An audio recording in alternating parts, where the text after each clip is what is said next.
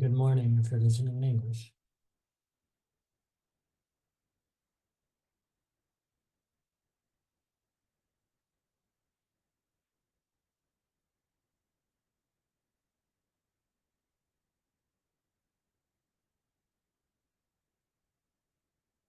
If you've had any trouble with translation, you might be able to re-exit Zoom and then re-enter, and it might solve your translation problem as well.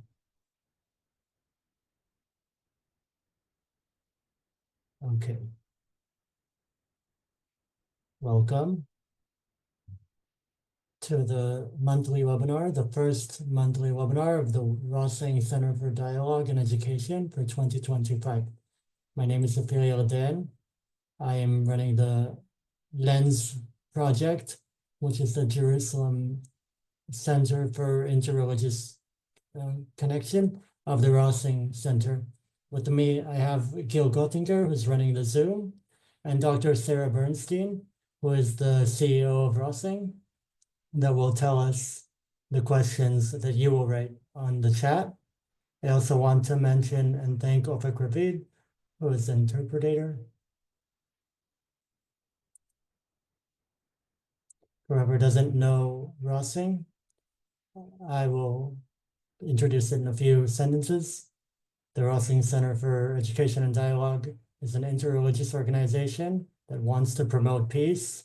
We are in Jerusalem and work to increase the willingness and ability of Israelis, Palestinians, Muslims, Jews, and Christians, religious and non-religious, to live in an equal and inclusive society that is also democratic. Most of the work that is done through the education system. We work with principals, students, and pupils at university and students. You can get more information at our website on the internet.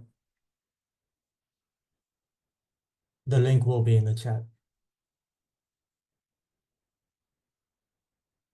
You are welcome to use the chat to introduce questions for our speakers this evening. In the last webinar in December, we introduced the issue of mixed workplace where Jews work alongside Arabs. You can find this recording of this show on our YouTube channel. We're planning monthly activities for the following months, and we will tell you right when we publish them. If you have any ideas or thoughts or suggestions for topics, please write them in the chat or send us directly via email.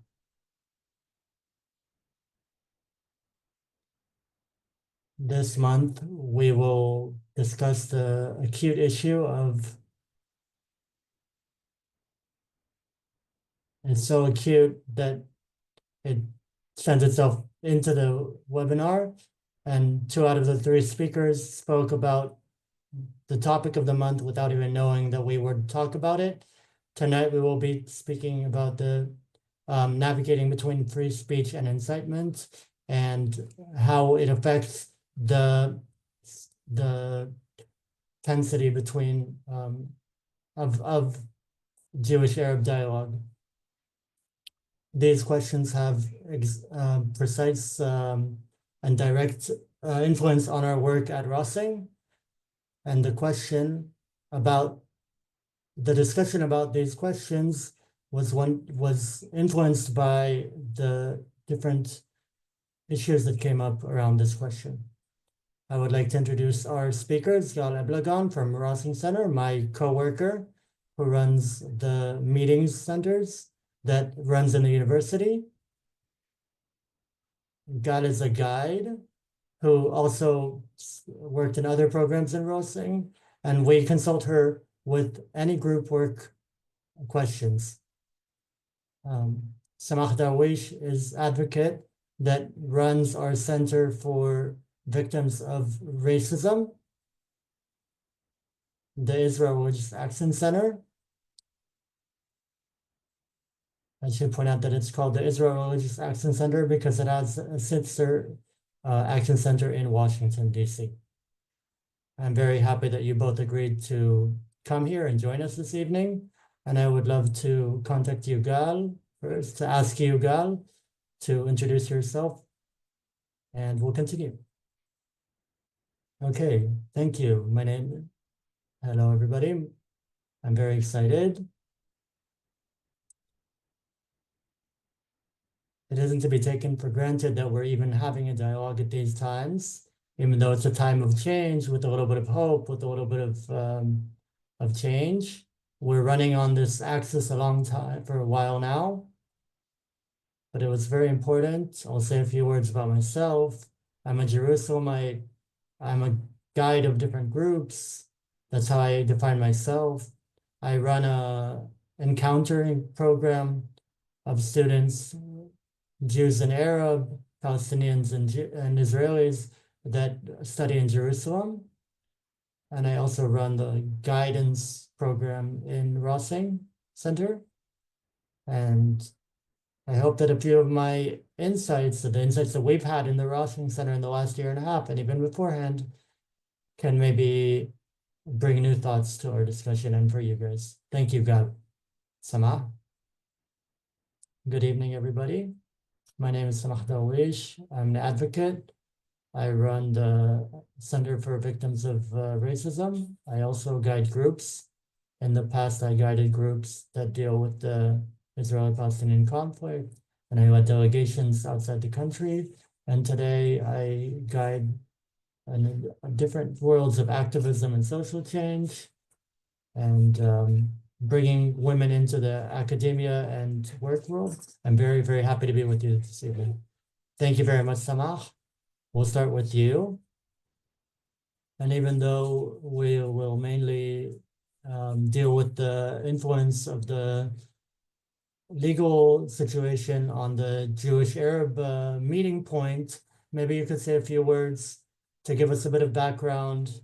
We don't all, even most of all, don't have a legal background. We are educators and the general public. So what is going on? Can you tell us a bit more about it? What's happening here? So I will give the background that led me to deal with this issue and work in this issue. As I said, the Center for Racism Victims gives legal aid to people who have been victims of racism, to a very wide group of people, Russian, Ethiopians, Arabs. We deal with profiling, discrimination in services, at work, and incitement. And incitement is what we're going to be talking about today. Today, we will deal mainly with freedom of expression. And I will say it's a ground law. It's a basic right that gives everyone the right to express themselves, their thoughts, without fearing censorship or punishment.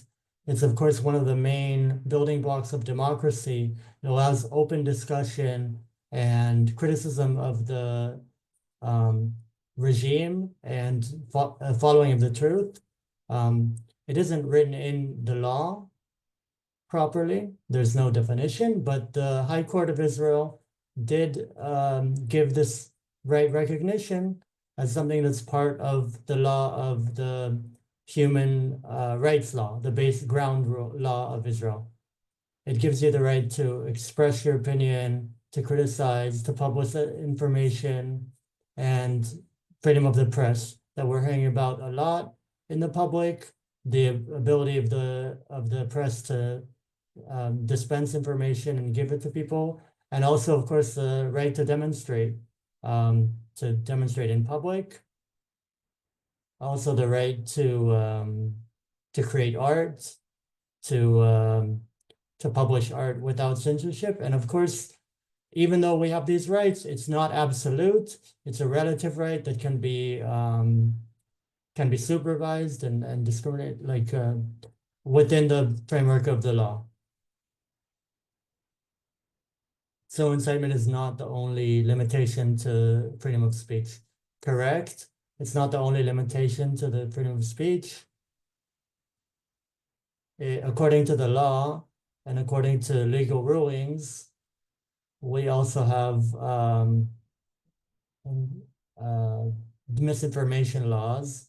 When you lie about somebody else, it's both a criminal and a civil misdemeanor. And you can't allow information that hurts the state security, as well as personal information that hurts someone's privacies. That can also be a crime. Also, transgressing what is considered legitimate criticism of the court is also a criminal offense. And of course, discrimination and mistreating religion can also be an offense here in this country. Hopefully it says that's what we're going to focus on in this hour.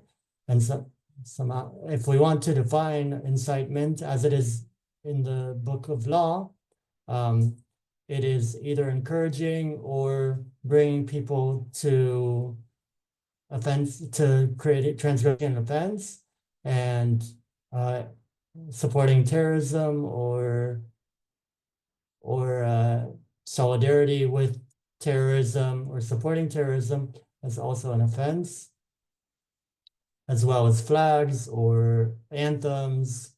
And the law also expanded it recently, and any viewing of publications on the internet or videos for an extended period of time in a way that shows solidarity or support can also be considered an offense. So as we can see, the legal definition is very wide and is very vague.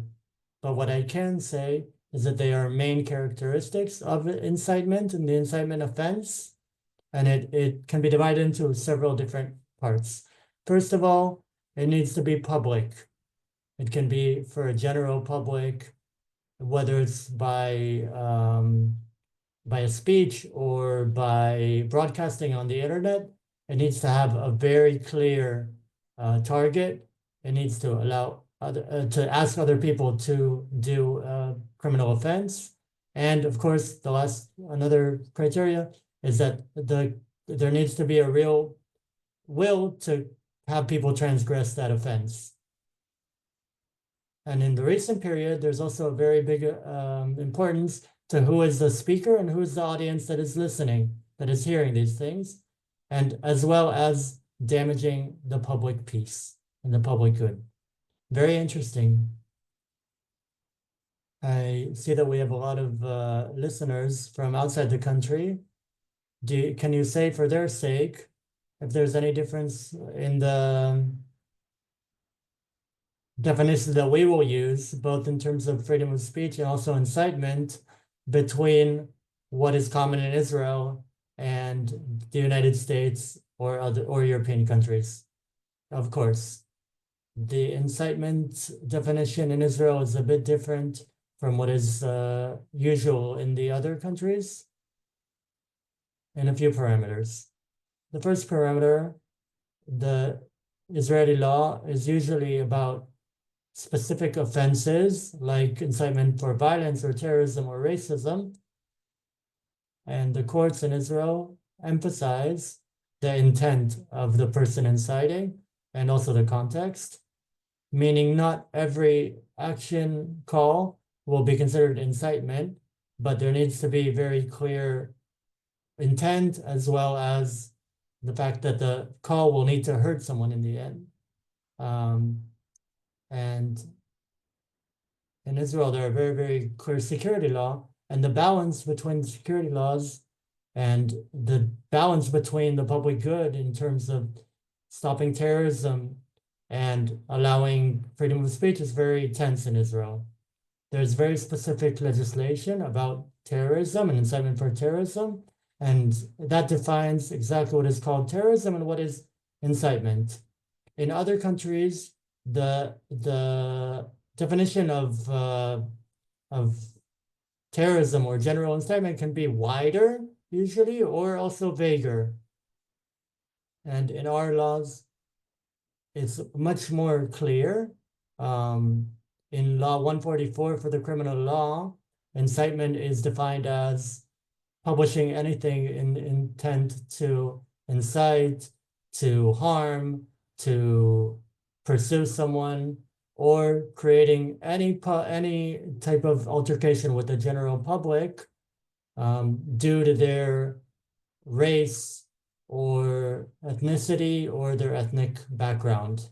So that definition is a bit different from what is common in other countries. The differences are also due to historical and social and political contexts. And it's very important to understand the social context of these definitions here in Israel. Thank you. So now we're starting to understand what it means. I want to turn to you, Gal. In this initial stage, how do you feel? And from your experience, how does this topic change your group work when Jews and Arabs are meeting? So first of all, I'll say that the legal discourse and the rights and the law are a bit of a foreign language to this world of dialogue groups, Jewish, Arab, or Israeli Palestinian, meaning these spaces try to create a different meeting and also different rules. At the same time, the outside context enters our groups of dialogue and conversation, meaning that people carry the experience of hurting their own freedom of speech, of fear of incitement, of silencing. It enters interpersonal meetings. So there's the public level and there's the level of how groups work and trying to create a different ambiance, a different atmosphere. But of course it enters and it has an effect. But the ways in which a group guide or dialogue guide deal with it, they don't use the legal context, they don't use the public context discourse. They maybe would be the opposite. They might try to create within a group or a dialogue group or action group, they would try to create a group where they expand conversation and don't limit freedom of speech, where you can say more than what you usually allow. Of course, after safe space has been created and people feel at home, obviously on a gradual level. So within this world, we're kind of making space for a complex paradox. We're lowering the borders and the filters that people put on, whether it's in social media or other public discussions. But sometimes the way to do this is to limit the conversation and to make it step by step, where it's gradual and create rules that are inclusive to everybody and agreed upon by everyone. And I personally don't believe and don't think the only way to check how safe space works is to say everything without a filter. So sometimes as a guide, I would limit how the people in the conversation talk, so that in the end, gradually we can expand the conversation even more. There are different tools to do this. So that's maybe a first difference between Samah's world and my world. So maybe to bridge and understand how this works, or how people fear that these things might affect, I want to ask you, Samah, what is the enforcement field like in terms of enforcement against incitement, and how relevant it is? Essentially, the war created very big difference regarding incitement offenses, especially in terms of the rise in the amount of cases in social media.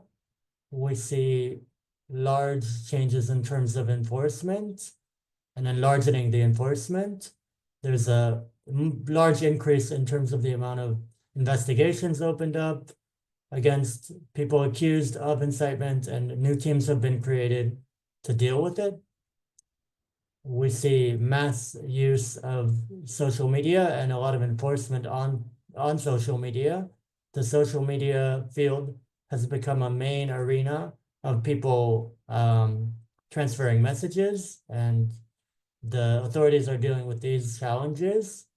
We also see a lot of changes in the legislation, both in terms of the definitions of incitement and terrorism. If it used to include a direct statement, now it can even include very vague or roundabout statements. There are new decrees and new changes, amendments to laws. And essentially the main goal or the result is that the changes in enforcement really deter people. And the stated goal is to defend national security and stop people from hurting Israeli society. But of course, as Gaza said, there's another side to this story. And there are fears, there are very large fears from the public that freedom of speech is being limited, and the censorship is really large, massive, rampant. And specifically in Arab society, there's this feeling of silencing and policing.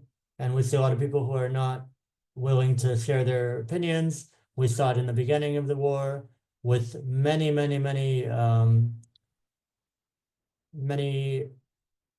a lot of threatening of students who made their opinions made public on Facebook and were brought to university committees to be reprimanded. I can share that one of our reports in the IRAC between 2020 and 2019 until back then, but the main trend that we saw then is relevant still till today. We see that the amount of participants, the amount of individuals in Arab society in Israel is 21%. We saw that 77% of the charges made were towards Arabs, either for incitement or for racism or for physical terrorism. And of course, the legal system usually charges people who are lacking social and legal support, and it's very much relevant towards incitement towards religious individuals and religious clergy. And we noticed that out of 6 people that were charged, that were put on trial, 6 people, 3 were Muslim, 1 was Jew only. That shows us the gap between enforcement against the Arab society and the Jewish society. And as we see, the charges against the Arab society are usually made 1 month after, while with Jews, they're usually made 1 to 5 years later. And we see the average time until a decision is made in the court case, it's 10 months.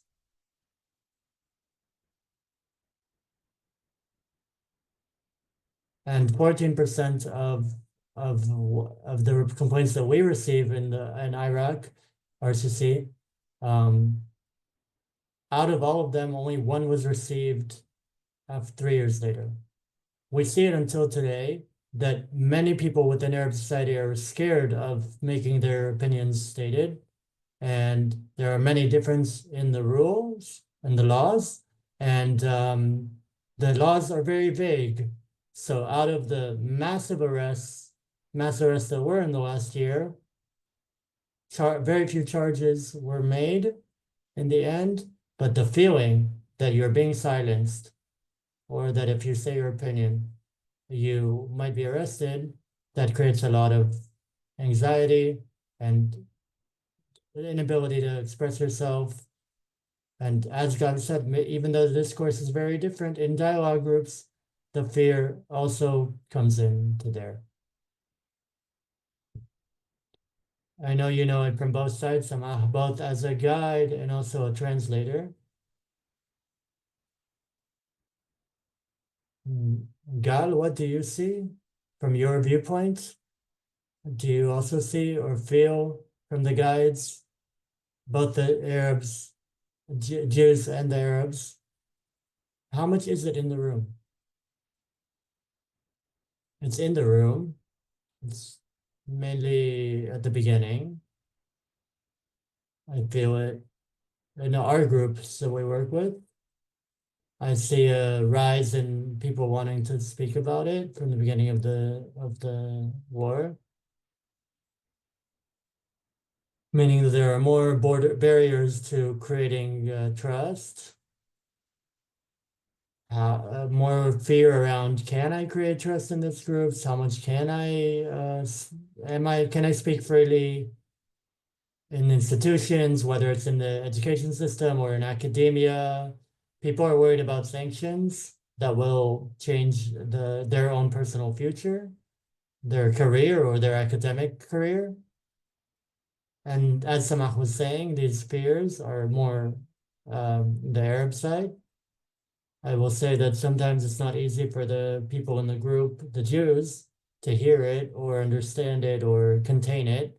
It's kind of this distrust that is foreign to the discussion, because these are usually voluntary groups where people came voluntarily to meet each other. They wanted to come specifically to do something together in meetings in areas that are joint areas. People don't always come with the intent that they're going to meet together, so it's always harder. But it also enters those areas. And this topic of trusting other people and putting trust in them is something that we speak about more and more. From the beginning of the war, we've been hearing it more and more, usually in internal groups, one-sided groups. So it has different ways of hearing it in the groups. The Arabs fear that whatever they say in the joint room will hurt them or will stop their education. And Jews fear what might be in the Arab group. Does someone support terrorism? Does someone show empathy or deny or doesn't deny, or condemns or doesn't condemn certain groups? There are these elements of distrust that are taken from the public discourse and the fears that people are bringing with them from the outside. And we are hearing about it more in groups from one nationality, and we're trying to share them more in the joint nationality. Can you share with us maybe for a minute to tell people who don't know about group work what it means, one single nationality and two nationality groups, binational groups? So even in binational groups that are joint Israeli-Palestinian, we use single national groups as well, Jews with Jewish guide and Arabs with the Arab guide. And these spaces serve the joint process. There may be a place to think together as a group, to bring up thoughts that I'm not willing to bring up in the joint space, to hear some feedback, to prepare for things that might come up in the binational group, sometimes to go over and work through things that happened in the binational group. So it's a well-known technique in our group, in our work of dialogue, to work with both spaces, both the joint space, binational, and the single national. And from the beginning of the war, we really see the meaning of this in people being in single nationality groups, because people are coming with more dilemmas, with more fears, and what's happening along the way. It really helps to kind of contain everything and understand it in the single national group. Does that answer your question, Ophelia? I believe it does, and I hope that it's helping people who don't know the the group work dynamic. From what you hear about the people that are working with the Arab population, is there censorship, self-censorship, and people in their own groups? And the easy answer is yes. People censor themselves all the time and in our own spaces. I think there are things that are easier to say when I'm in my own nationality group, and there are things that I don't need the joint space, whether I'm in a joint space or in a single space. I bring with myself my own self-criticism, my own self-regulation of my own national group. The self-censorship is due to what people will think about me. My peer group is also in the joint group and in the single group.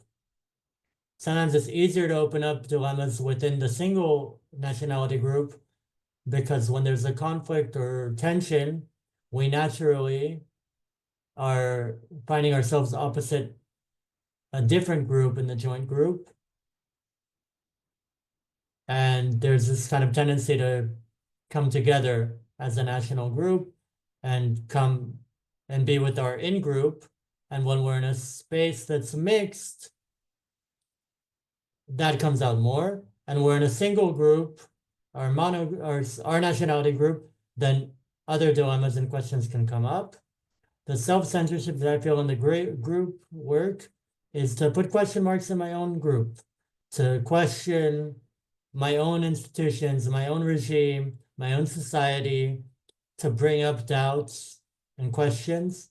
And a lot of times we want to represent something opposite the other group, but these things sometimes open up easier in the single nationality group when we're not opposite the other nationality. We don't want it to stay in the national group, but we want promotion of both sides. But when we process and need to process what we're not able to do in the joint group, the binational group, then when I silence myself in the binational group, I'm able to process it much easier, and I will have more resources when I process it with my own in-group. So I have more questions, but I want to go back to Samah. The idea for this webinar came up when you led a workshop for us as the Rossing group. It really enriched our lives and brought up the issue for us and opened up a very interesting discussion. I think you're really the person who knows how to translate and also guide groups, and also as an advocate in the front of this field.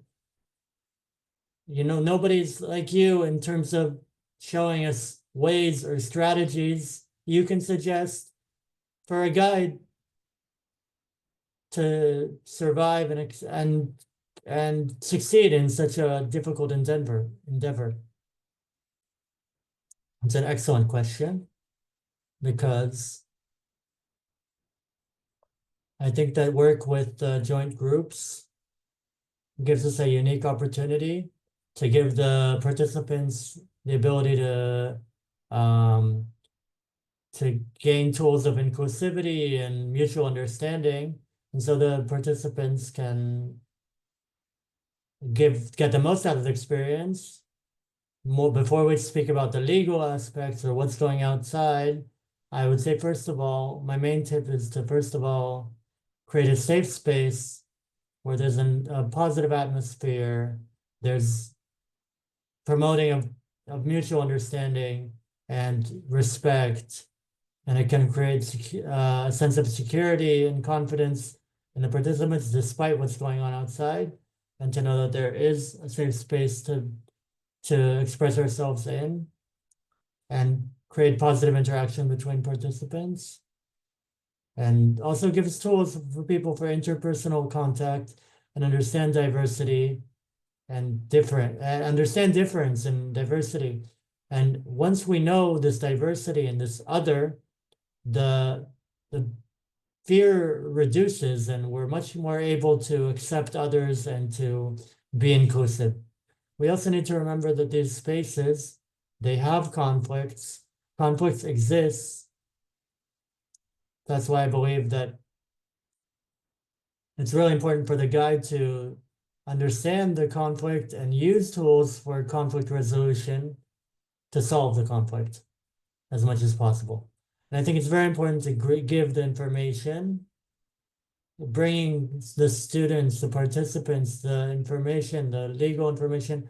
It gives them more sense of a security. When we show them what the law says and what the goal of the law is, what it comes to serve, then the students can kind of reflect to themselves what they want to say and see the proper way that they want to express themselves. I do believe that despite the area, everything outside being so loud and extreme, it really affects all of our spaces and the groups that the guides are the microcosmos of our society. And that's where change starts. So even though there is fear, I do suggest that the guides of the groups do expose the participants to the legal framework. You can simplify it, you can make it more accessible. You want them to allow to be able to identify what they can say and what is legitimate criticism and will be protected under freedom of speech and what will be incitement or taken as incitement. Once I have that differentiation, I can have more sense of security to express myself. And I want to say it's very important also to guide the participants that even though it is a safe space, it still is an open space. And because we're in such a sensitive time, even if for a year I would say occupation, and it wouldn't really pass easily, but would pass, today it can trigger trauma or certain responses. So we need to really be sensitive. And that's why we really need to be sensitive to others. But my bottom line is that we need to give the participants the ability to not feel that they're being silenced. And single national groups allow people to reduce the fear and express themselves more openly as kind of a stepping stone to make it to the joint groups or the binational groups where they can share with both sides. Thank you. I want to remind the listeners and the audience that you're able to ask questions. You can write them in the chat. You can write in English or in Hebrew. And I'll bring the questions up until up to our speakers. In the meantime, Samah or Gal, do you want to ask any questions for each other? I want to add to what Samah is saying.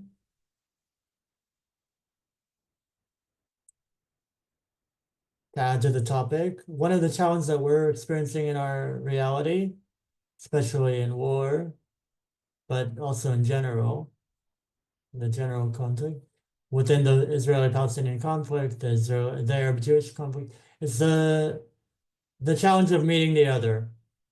There's a lot of barriers already before we enter the dialogue group that don't allow us to know the other, their identity, their narrative, whether it's due to censorship or a drop in the freedom of information or in the media or in the education system, and especially in the social media.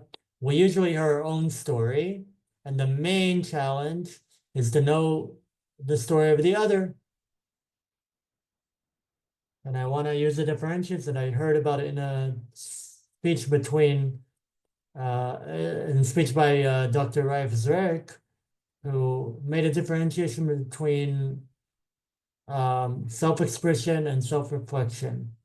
So the expression of who I am, my own identity, is felt today, is understood today as hurtful.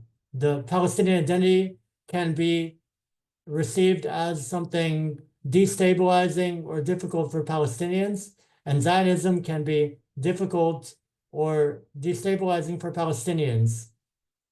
And this is just a recognition of not only my expression, but my own identity and who I am. And I feel that our way of dealing with the groups is through expressions, by speaking about our own identity, about exposing the others is easier and more important. And speaking about expressions and opinions is less important in group encounter work.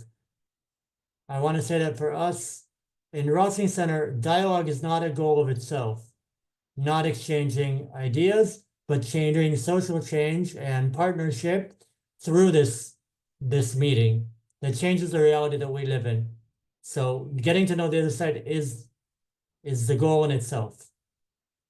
And then the avenues to that are really different and not related to the legal limitations, but they always need to bring a balance between a public common ground and creating trust and social connection, personalization of the participants, and also giving tools of something that can solve a conflict. Alongside getting to know someone's narrative, I'm telling my own narrative and I'm hearing who the others are. So this type of approach that comes to say there's an importance to expressing myself and my expression within the group, and to have a group that can hear this expression, because usually outside, I don't really want to know about somebody else's, not even expression, but their mere identity, but it comes with a lot of assumptions. And when I hear they're leftist, I already know it's their 1, 2, 3, 4, 5, 6, and I'll judge them, and I will already hear that, for example, they're Palestinians, so I think they'll be X, Y, Z, and then I block myself.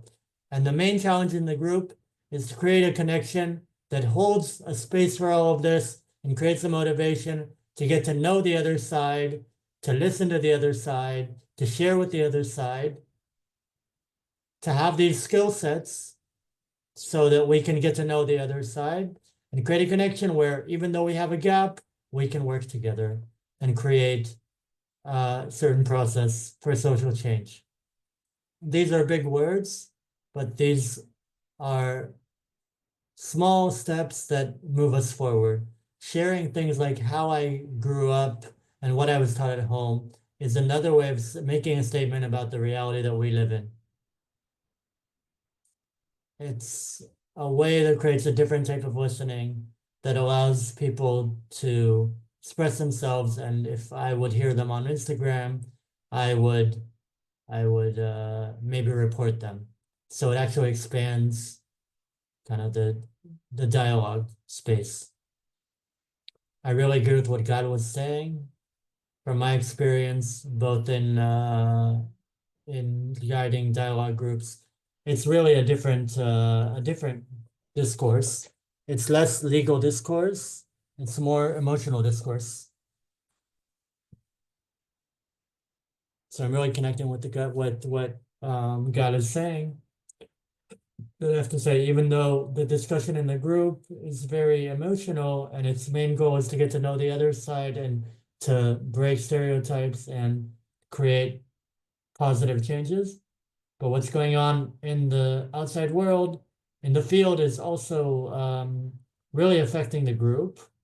You asked me, Ophelia, about the translation. And today, as a translator, I feel the difference in people speaking in the Arabs and also in the Jewish side, Jewish society.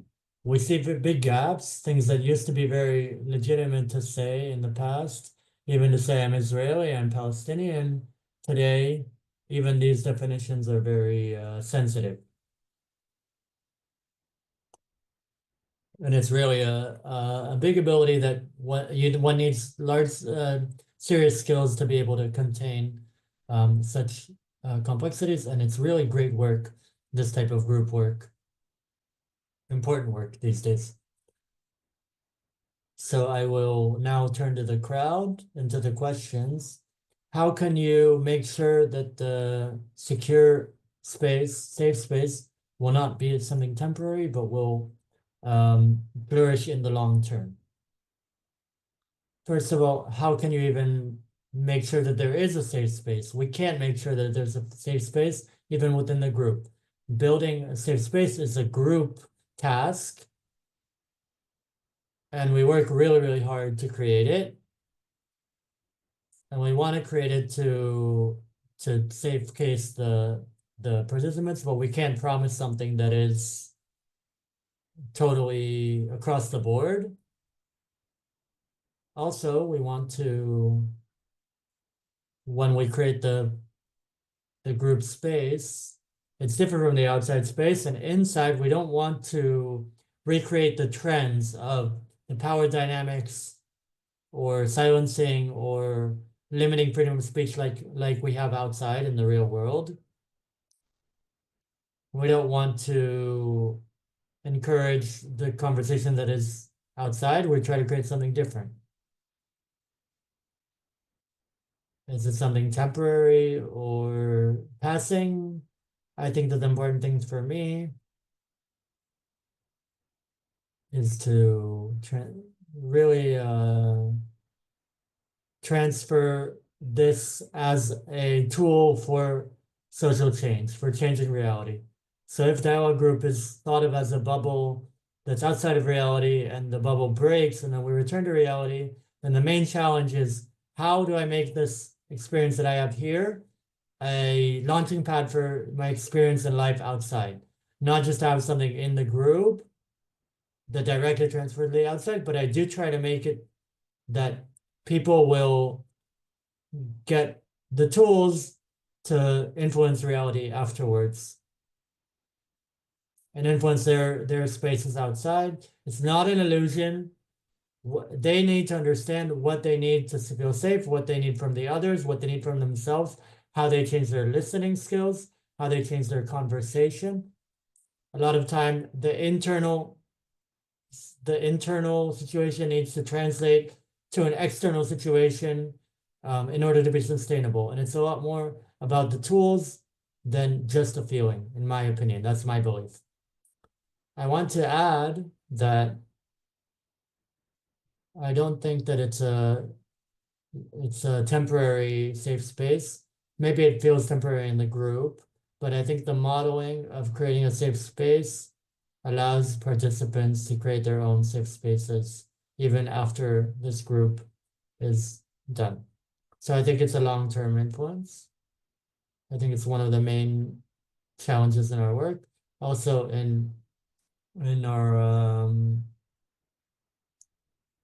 work as dialogue facilitators, but also as lawyers, we only see the results over many years. We see the results after years, the influence after many years. So it's work that really, you need a lot of resilience for, a lot of strength, both of the facilitators and also the participants who are in the group. I can say that for my own personal acquaintance with the groups like these, I see many participants that are then activists. For example, in December, there was Woodstock for Peace, an event where I saw many participants from dialogue groups. And I can see that they're creating spaces even outside in the larger society, and you can create a safe space even in outside society. So the question whether it's a safe space that's only now versus the outside, we can always create safe spaces that give the right tools and allow people to use these tools even outside once they're done. If I can add one more thing, when we're talking about a safe space, is if it's something we'll create in a group, and then I can say whatever I want once the safe space is established, So for me, no. When we're saying something that we weren't comfortable saying beforehand, then we risk getting a response that can be maybe difficult. And it's a way of showing that the group either can hold the space and it can create positive feedback to the group experience and to containing a wide variety of opinions or identities or stances, but also, and this returns to the paradox that I spoke about in the beginning of this mission in a dialogue group, the goal is not to express myself in a dialogue group, it's to hear, it's to listen to somebody else. And when I'm expanding the limitations and the barriers and breaking them, then the safe space can change and then expand again. The safe space can expand more, but it's kind of in this loop where every time I need to expand it a little bit and then return and then expand it. And of course, it needs constant awareness to myself and to my limitations. And we saw this before the war, but also after the beginning of the war, participants that were in for an experience that they were not used to hearing everything beforehand, but then they heard it, they said at some point, we can't do it, and now we're leaving the group. It's also legitimate to say, this is my limit, I can't take anything more than where I'm at, and then I'm gonna leave. And that is opposed to most of the participants who said, this is different from what I'm used to and what I'm able to usually receive, but I'm still here and I'm continuing in the group. So the awareness to what is going on is something that you can take on with you, onwards to life. We'll go on to the next question. Just want to say to Samah, the ability and the need to deny your reaction is something that any guide and everyone needs sometimes. From your experience, people who deal with dialogue, how aware are they of the censorship in the media and how much it affects their own communities? The censorship in the social media and general media. I want to add one more word to my question. The question is both about censorship, but also about bias. Bias and seeing only one side and not seeing the other side. That is another part of the question. I'll give you the honor to start, Gal. I think that, let's put it this way. We aren't aware of what we don't know. We know what we know, and we need to learn about the fact that we're not aware and that we're aware of a narrative that's biased. And the meeting is usually, the encounter is usually the way to that. But it's a very complex learning process because we're really exposed to very biased information. And it's not only what is the information, but also to understand the person who's with me in the room and with me in this joint experience, and their life experience is different, their information is different, what their whole story is different, and it's biased. Now, how do I reach it? It's not only what he knows, different about the reality, but also to not judge whatever he knows about reality. Because the fact that I know my own biased story also made me be biased to the other story. So also learning that there's an equivalent reality, but totally different.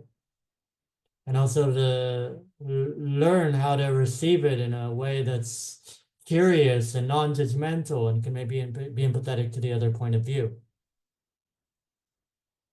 I can add that whether the guides were aware, that was the question, whether the guides were aware. If I understood it correctly, I think there's a very large amount of awareness of the guides in the dialogue world, about the situation outside. I can say that I've been invited by many different organizations to lecture about the legal situation of their groups. I think all the organizations that works with dialogue groups and joint groups, the guides feel it on the ground. It's not something you hear about. It's something you experience in your day-to-day life. And the fear is not only amongst the participants, but also amongst the guides, because even the guide is part of the conflict. So as the guides are part of are more knowledgeable, they give more confidence to the group and they give more of a safe space for the group.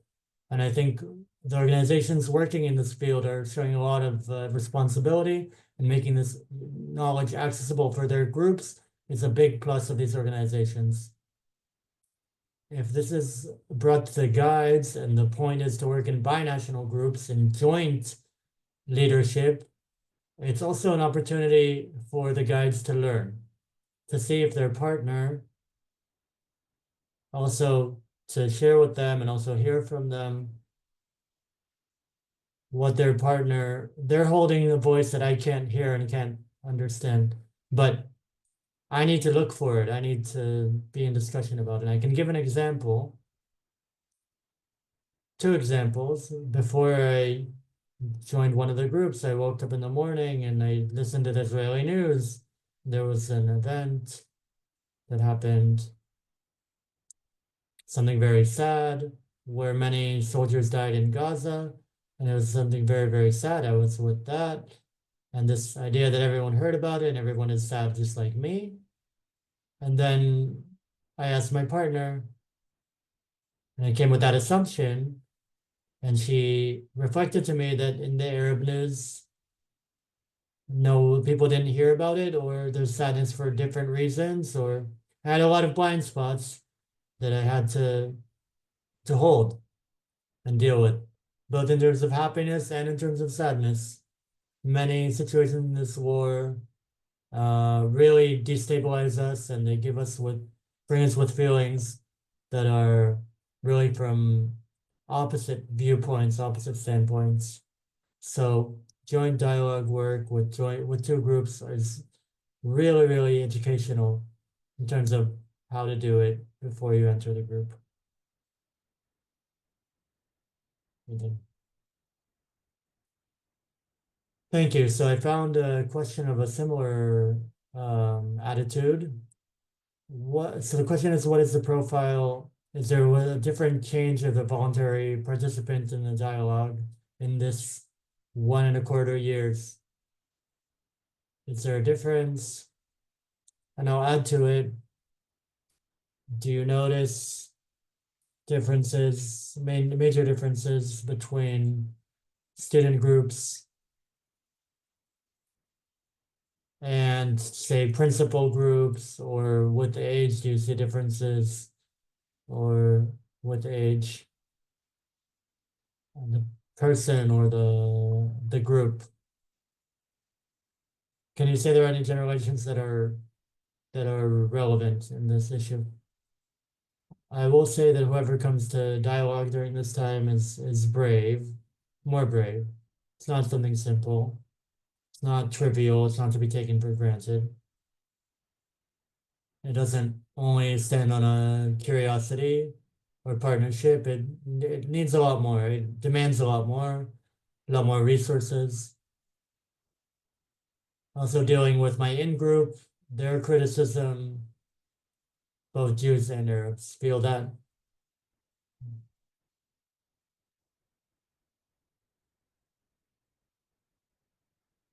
So I feel there's a lot more people that come to it today is definitely with a certain context. So when I tried to think about the meeting today, what changed with dialogue groups, and there's a change that everything really turned extreme and changed.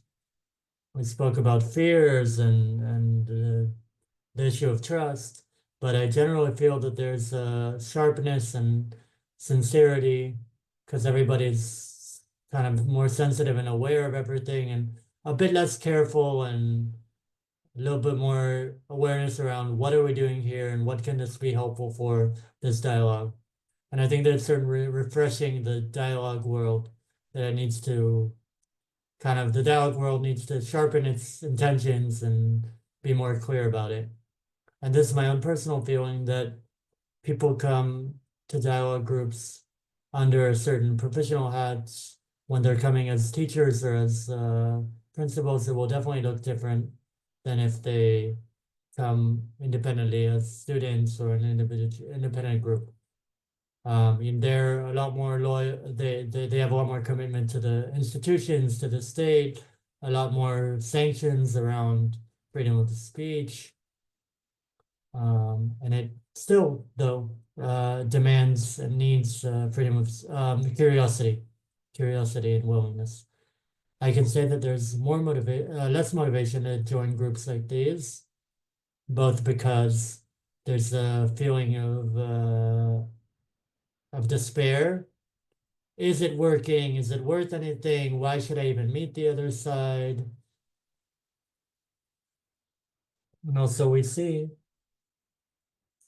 also in terms of the professional team, some left and some kind of felt more motivated that it's something with meaning and really important to do. So we see things going this way and this way. Like God is saying, people that come to dialogue groups are very brave. And I can say that I see today a lot of single nationality groups that are coming together, which isn't a bad thing. There's a need to be with what we call the mother group, then the home group. And when you feel comfortable in your mother group, then you can then leave and meet other groups. So even if you're not meeting directly together, the creation of single nationality groups has an importance for mixed groups.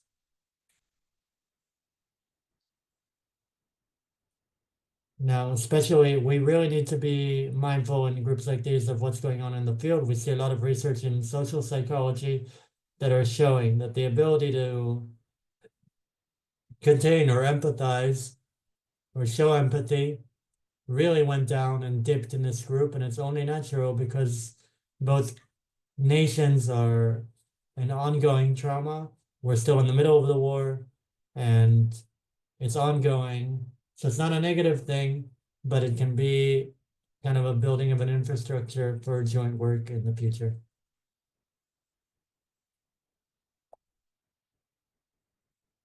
I want to say something on a personal level, for something else I'm saying in a chat. I was in a dialogue group as a participant last week of parents for kids that are in a youth group that are meeting together. I have two comments. There was this feeling of euphoria in the room.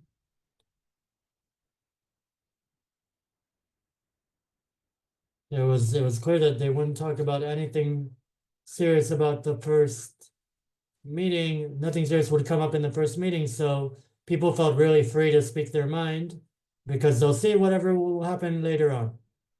But it was 7 times harder for the organizers to get youth into the program because it was much harder than previous years. I don't know if the youth is brave or the parents are brave for sending their kids, but it's a pessimistic question. But after a time of censorship and self-censorship and silencing, how can you have a group feel more comfortable in expressing itself? And what possibility is there for self-expression in the future of a group regaining its voice? And from the legal standpoint, maybe also, and as guides, what type of perspectives do we have? I can say that changes take time. The period we're in is one of the darkest times in terms of democratic rights. And there's a real fear Arab public and also in the Israeli public from self expression and a lot of self-censorship. But I want to believe that it's a temporary period that will pass. And because the laws today are dealing a lot with censorship and really limiting freedom of speech, and it's really crucial for democratic space, I always believe that the most stable thing is that things change. And I want to believe that this period will change. This dark period will change and people will gain the trust to express themselves and bring themselves to the front.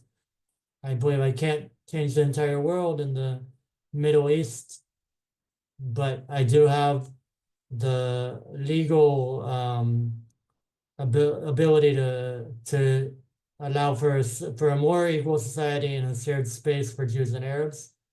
And if I have this, then I'll allow other people to know their rights and to bring themselves and to know what their rights are. And sadly, everything has a price, and also self-expression in such a time. It also carries a price, and we need to be attentive to ourselves. What is the right timing? What to say, when to say, where to say it. Everything has a space and a time that is relevant for it and good for it. And although the question is pessimistic, I do want to create a positive aspect to it. I do want to believe and have the hope that this reality will change.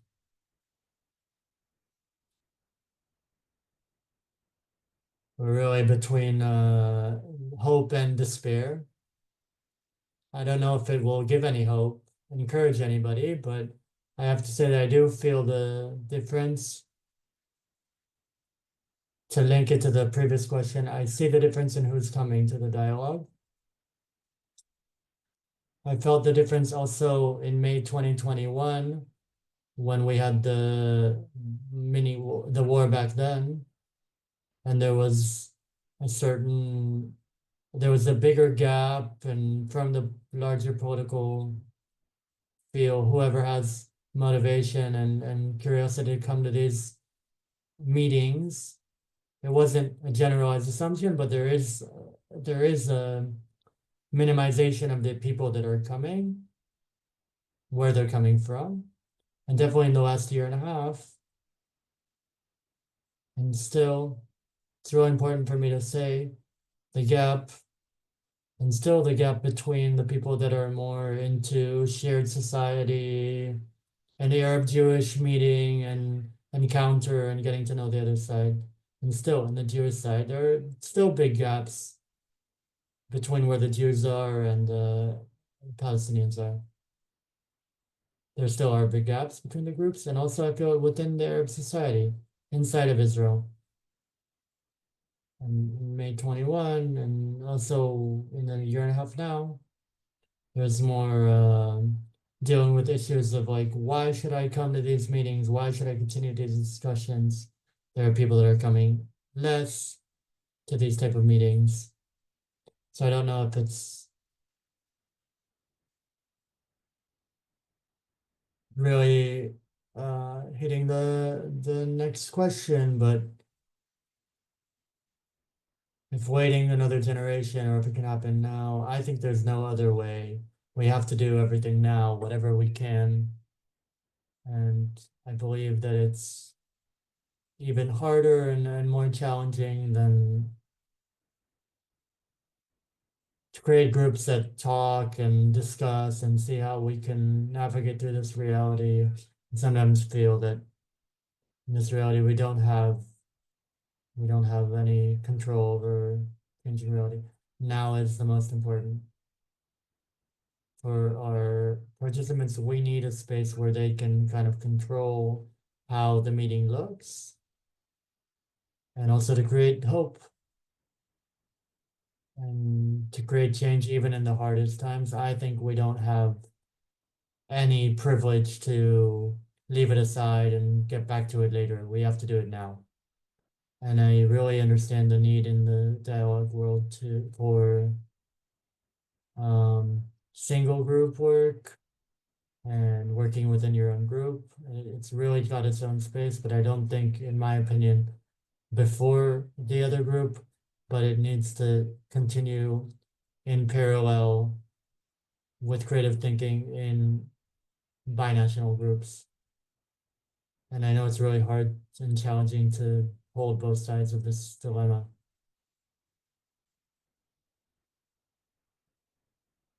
And the reality is very complex, so that's why we need to continue to work. Samah said, if we need to wait one more generation, we will.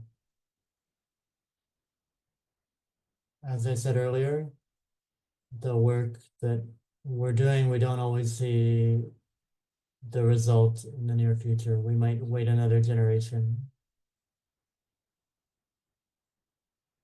Before we wait, I'll let you say something optimistic in the end, sorry. I have two more questions, one a bit more for Samah and one a bit more for Gal. Samah, when you spoke, you suggested to bring the general idea of the law, not the exact words, but the general idea to groups. Question is,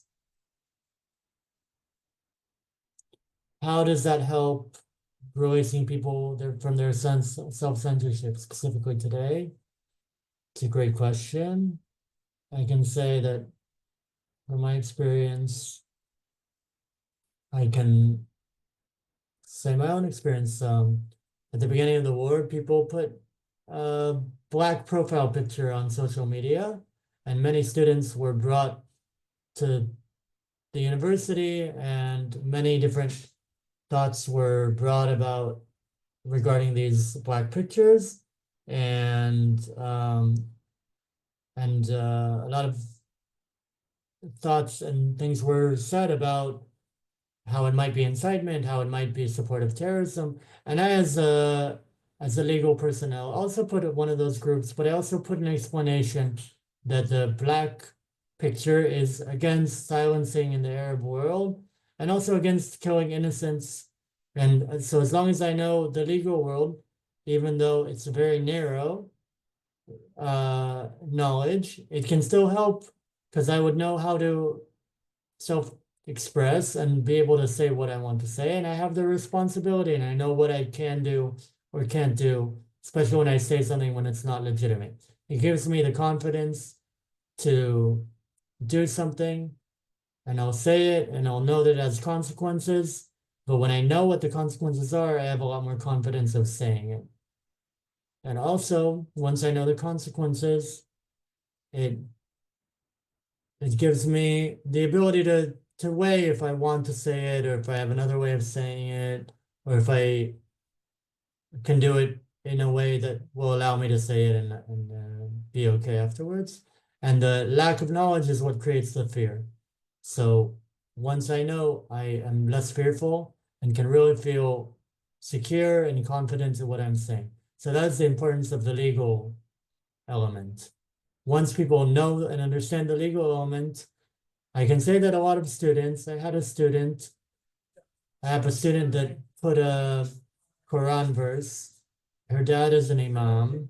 Her entire profile is a lot of prayers, and a certain prayer was thought of as incitement, be thought of as solidarity with a terrorist organization. That wasn't her goal. I know her, and I sent to her, listen, I know you. I know that you put this from a religious aspect, but it might be seen in the public sphere as something incitement, and see if you want to keep it or not. And you have the choice. And that give her the confidence to decide. Either it's going to be seen as incitement and she can maybe turn it off or take it down. And she could also decide to keep it on. And as my mother would say, knowledge is power. So once I have the knowledge, I have the power to decide on my own life. Thank you, Samah. I really remember that story from the workshop. My mother is a very intelligent and smart woman. Got almost last question. Teachers in the classroom and aren't guides, facilitators.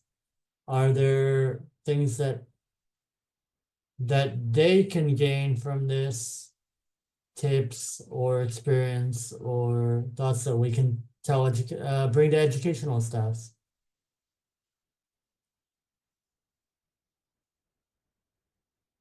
It's really challenging because for teachers in the education system, the goal is to educate the next generation and to educate the next generation. There's a lot of fears that creates them, it doesn't give them the ability to talk about conflictual issues. And we want teachers to have that space with their students, to get feedback from their students. We want that. And a lot of the time, out of the thought that we don't have the ability to deal with it, then we just talk about the learning material and not the educational elements. And we're missing the educational act. This whole issue of what type of tools do I have, and not to be scared of this thing. So we also speak about giving tools for educational um, staff. We allow them to speak about it in a in an educational setting and not in an open kind of abandoned space on the internet, but how to do it in an educational framework. And I really encourage giving the tools and giving people the ability, the self-confidence to for educators, um, because the neglecting and not speaking about these issues can be much, much, much more damaging than having an error or a mistake in the classroom. It create damage that is no less small and maybe even bigger. So a little bit of optimism for the end. If you can maybe conclude with some of the things that you said, what do you find as your own personal optimism that allows you to continue the work that is somewhat ever going, everlasting, and very, very difficult?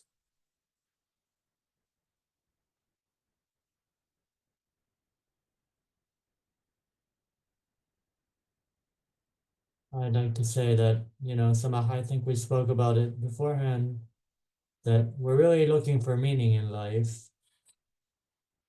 And, searching for meaning in our lives is something that we hold on to. I'll quote Sarah that said, having dialogue today is a type of resistance today. This thought of separation between Arabs and Jews and negative thoughts about one another, and also on the public level and also on the private level. From this point of view, that this act and these actions are never ending, but it's actually a resistance to a reality that I find people are trying to put upon us. And I find it as something that gives meaning and a willingness to continue and to keep doing this important work.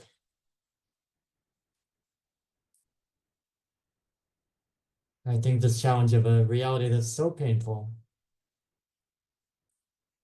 both on the personal level and also the public level, um, to be really anti. Something's pushing us in this negative direction. But through our work, we work really hard to create a conversation that is complex. That's something that we can really give to the world. A more complex insight, not just this kind of keyword of inclusivity, but really the ability to contain a conflict and deal with it, and through our groups and through our work to really affect the world, because it will really have a social influence. Thank you, God. I will say that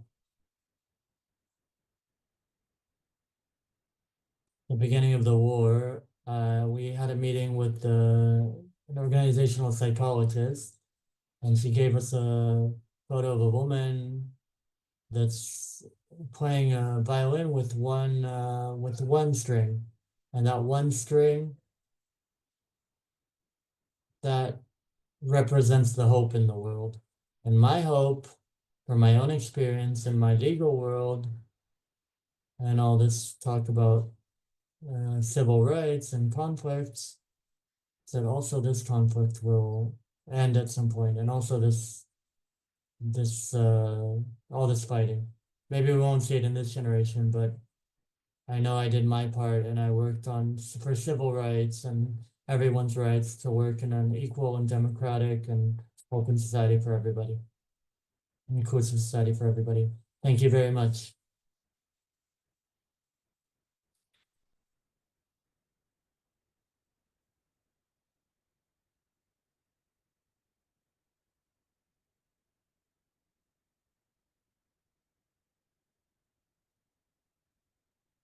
I hope that through this conversation we understood the methods and you got a bit of an insight to your work and methods and ways of working. Thank you very much for everyone who came and participated. Come to our next webinar next month. Have a great evening. Thank you very much for coming. Thank you, Phil. Thank you, Samah. Thank you, Shavua God. Tov. Have a good week. Shavua Tov. Shavua Tov. I wish you little peace. I wish you little peace. תודה רבה. Thank you very much. Good evening, everyone. Thank you.